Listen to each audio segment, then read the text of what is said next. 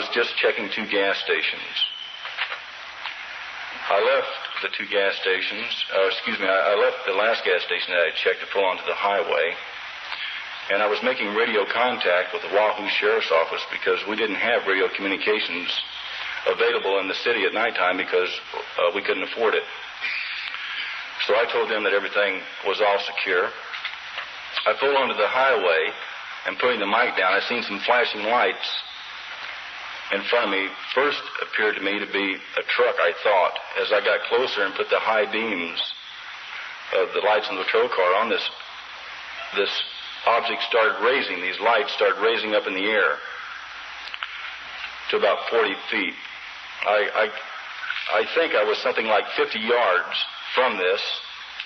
These lights were flashing, and as they got bigger, as I got close to it, it seemed like they were red flashing lights coming out of a porthole, which sort of circled the craft. It had like a catwalk going around the center of it. It was shaped like a football, very metallic, like a very shiny bumper, if you polished a bumper on a car. It had sort of a reddish, orangish glow coming from beneath it. And then there was this white flash that came on to me in the patrol car. It felt as if we were being pulled. And then it was being pulled. We were being pulled up the side of this bank to the left of the road and up toward this field, the car and I. I felt nothing. At first I felt kind of stunned and shocked, and then I felt sort of tingly. And as the car and I moved up the bank to the top of this field, this object landed, and some legs came out, and it sat down. I was just sitting there really motionless. I couldn't move. I may have even had my mouth open. I don't remember, being probably scared. This hatch came open, and this light came out of the hatch, and this form came down and looked the form of a human being. And this form started walking toward the patrol car with an object in both its hands. Appeared to be hands. And he was walking straight toward the patrol car. As he was doing this, another form came out and started walking toward the patrol car also. As this being walked up to the front of the patrol car with this object in his hand, which looked sort of squarish, oval type. It looked like it had a lens in front of it. And the only thing I could think was, oh my God, what's going to happen now? And this green light came out all over the car, and then sort of like went back in again. And I felt a sensation then, and then I felt nothing, like I was just there and that was it. And this other being started walking up toward the car. I was sitting straight, looking straight. I couldn't even move my head. And he walked up to the car, and the window was about 3/4 of the way rolled down, and he had an object in his hand, a silver object that looked like a big pencil with a round ball on the end of it. And he pressed this against the side of my neck, which I felt some pain from, and said, ouch. Then he stepped back, and I sort of sat there, and he opened up the car door and just went like this. And I sort of raised up out of the patrol car, and I was looking at him, and he was looking at me. And he said, are you the watchman of this town? And my response was, yes, sir. He said, come with me, watchman. And we started moving toward the spacecraft, and it felt like I was walking on air. We got up to the hatch to where you went inside of the spacecraft, and we just sort of like floated up into the first level. And he says to me, watchman, come with me. And we were in a circular room, and there were a lot of cylinders about 4.5 feet high and about 2 feet wide that circled the whole room. And it had sort of like a cable running through it, 2 cables running through these. They looked like tall batteries to me. And then in the center of this room was a huge cocoon, or,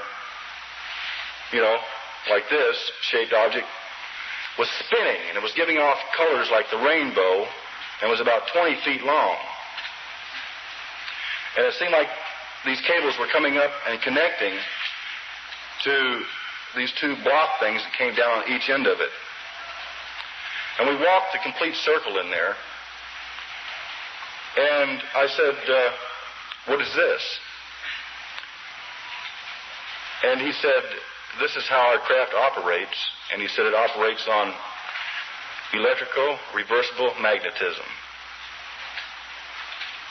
And then I looked at him, and he said, come with me, watchman. And we walked back over to where I came up in with him, and this glass sheet came down. And we stepped onto this, which I felt, and we moved up into the second level of the craft. And lo and behold, I've never seen anything like it before in my life, with so many different types of instrument panels and computer type things that you just wouldn't believe it. This cone thing was right in the center of the floor.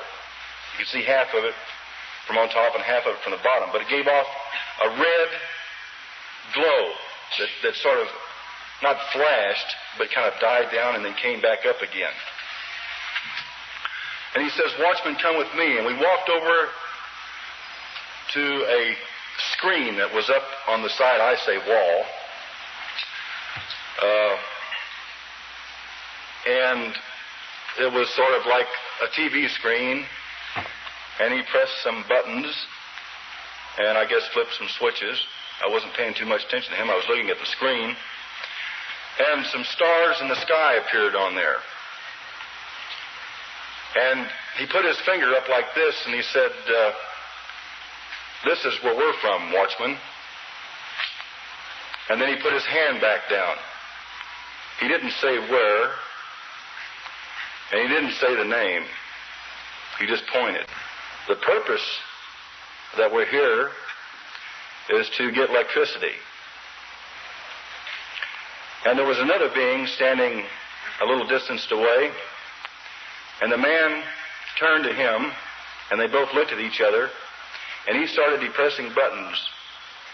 And he says, watch, watchman. And there was this antenna on the outside of the spacecraft which angled toward a power unit, and this bolt went out, a color I've never seen before in my life. I don't even think I could describe it. Went out and came back. And this stayed like this for about 3 minutes, and then it went off. And he turned and looked at me, and I felt as I was getting a very, very, an awful lot of roll of input of words that I couldn't understand. And he reached up and he touched me on the shoulder, and he felt real when he touched me. And I think at that time I did touch him, and he felt real to me. And he says, watchman, come with me. We walked back over to the exit, I'll say, where we came up, and the glass sheet came down again, and we went up into the third part of the craft, which was the observation deck, he said. As we stepped off, he said, watchman, come with me.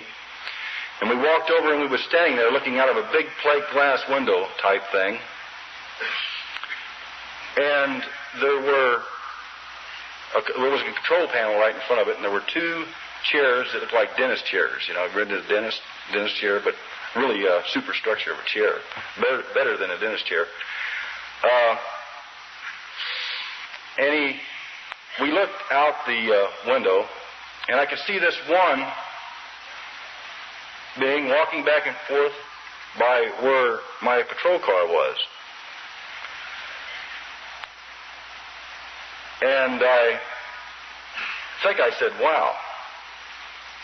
And he put his, he didn't, no he didn't, he turned to me and he said something I don't understand. And he said some more things that I didn't understand or couldn't make out. And I still don't. And then he pointed his hand toward the plate glass window, as I say, refer to the stars out there. And he says to me, "Watchman, one day you yourself will see the universe as I have." And he reached up and he touched me on the shoulder. Like this, like grabbing you on the shoulder, like a man does, to steer you away. And he says, "Come with me, watchman." And then he stopped. And he said, "Watchman." And I turned around like this to look at him. And it felt like I was getting more input of something that I couldn't understand. Then he says, "Watchman, come with me." We walked over. And we went down all the way out of the craft. As we got outside, this other being started walking back toward the spacecraft and boarded it as we were walking toward my patrol car. And we stopped right by the patrol car, and I turned to look at him, and he was looking at me. And then again, it felt like I was receiving an input of words of some kind that I couldn't understand. And he turned, he sort of lifted his hand, and then he turned and walked back to the spacecraft, floated up inside. This catwalk thing started spinning. The lights started flashing off and on. This red-orangish glow came out from beneath it. It started lifting up in the air, and I guess it got about 100 feet high and just shot straight out of sight. Let me tell you, I was scared. I started feeling me again. When I was aboard the spacecraft, I had hardly no feeling at all. My body was tingling. I was perspiring. I was hot. I felt nauseated. I got back into the patrol car. I turned it around, and I headed back for the police station. On the way to the police station at a high rate of speed,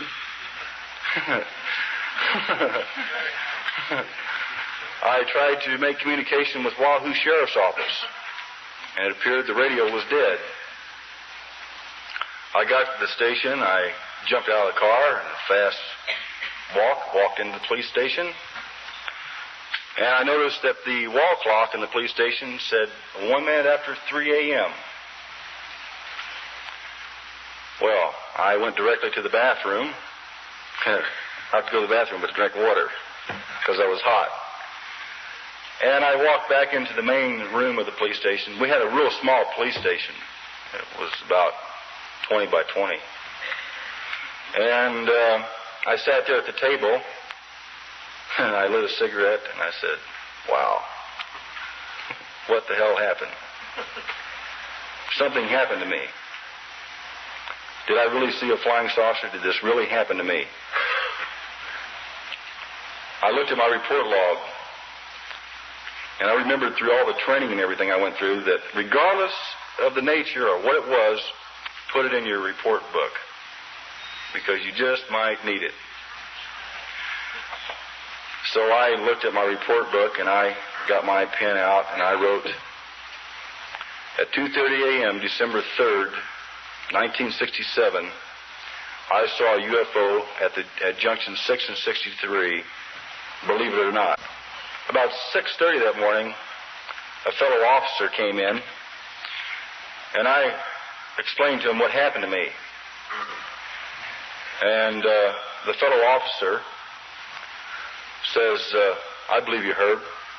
One time I was on my way to Wahoo, Nebraska, and I was driving down the road. I looked over. Lo and behold, there were two UFOs sitting in a field, And these little green men were out there walking around it, waving at me. I said, sure, Paul. And he says, I don't think you should tell anybody, Herb, because I don't think anybody's going to believe you. Matter of fact, you're going to lose your job if you tell the people. But I said, Paul, it's the truth. He said, well, you know, he said, a lot of people won't even accept the truth. I said, well, I'll wait for the chief. He says, no, I'll go on home. So I went home, and I was, you know, I really felt like everything was drained completely out of my body, and I laid down on the couch. And as I laid there, I started getting a buzzing feeling in my head. And it felt like I had pressure on my body. I couldn't move my arms. I couldn't, you know how you try to open up your mouth and you can't say help? I was trying to say help, you know. And then I went off to sleep and the phone rang and it was the chief. And the chief says, get your butt down to the station right now. What is this? You mean you've seen a UFO? I said, I don't feel good. I'm sick and I'm not coming down to the police station. He said, I'll be right over. So the next thing, TV came in, press came in, you know, newspapers, radio stations, and telephone calls started coming in.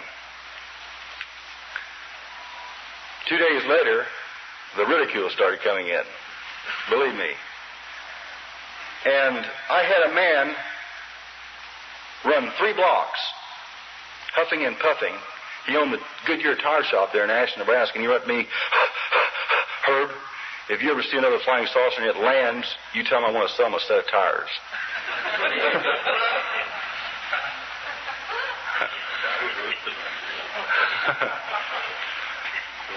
The phone rang, this is the planet Mars, you know. I mean, really ridiculous stuff.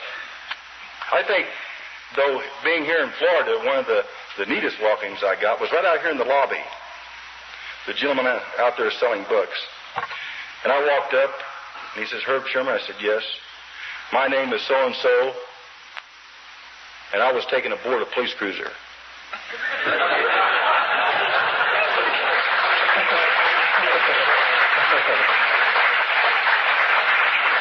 I thought that was neat.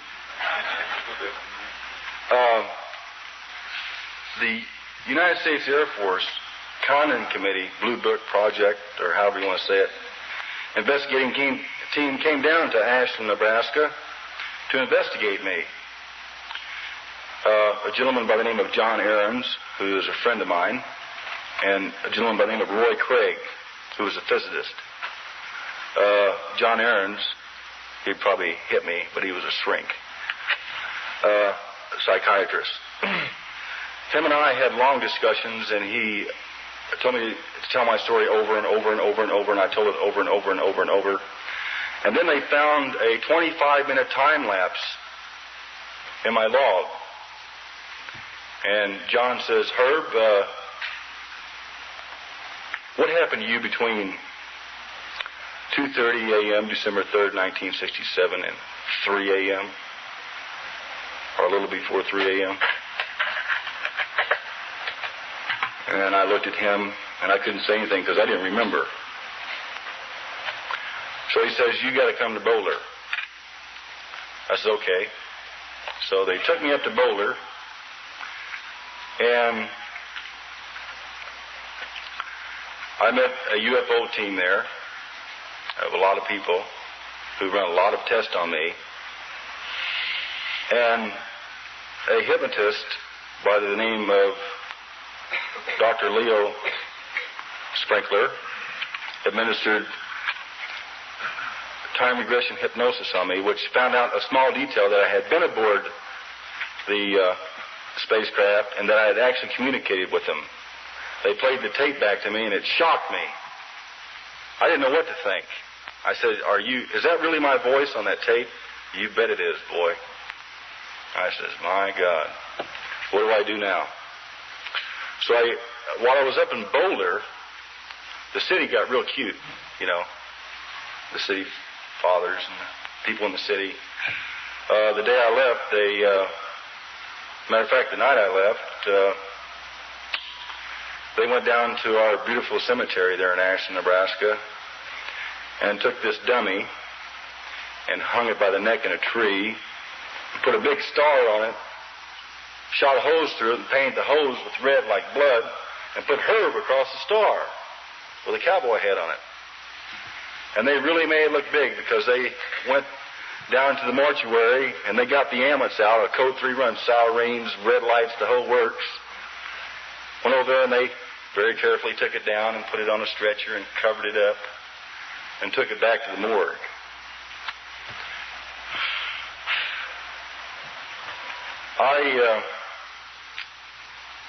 They thought they scared me, but they didn't, you see. That's what they were trying to do. They were trying to scare me, but they didn't scare me because I thought it was kind of funny, and I laughed about it when I read it in the paper and seen all the pictures and everything.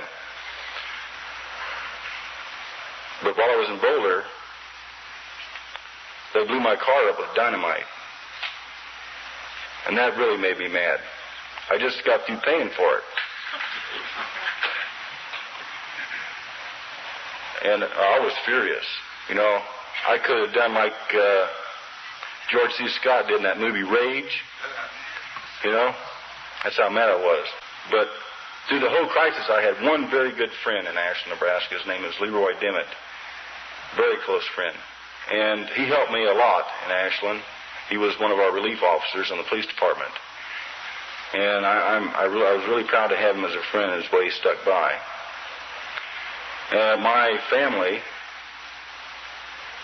I really can't say. I went to my father and I said, Dad, I said, I know you have 20-something years in the Air Force, but I asked my father point blank, I said, Dad, what do you think of UFOs?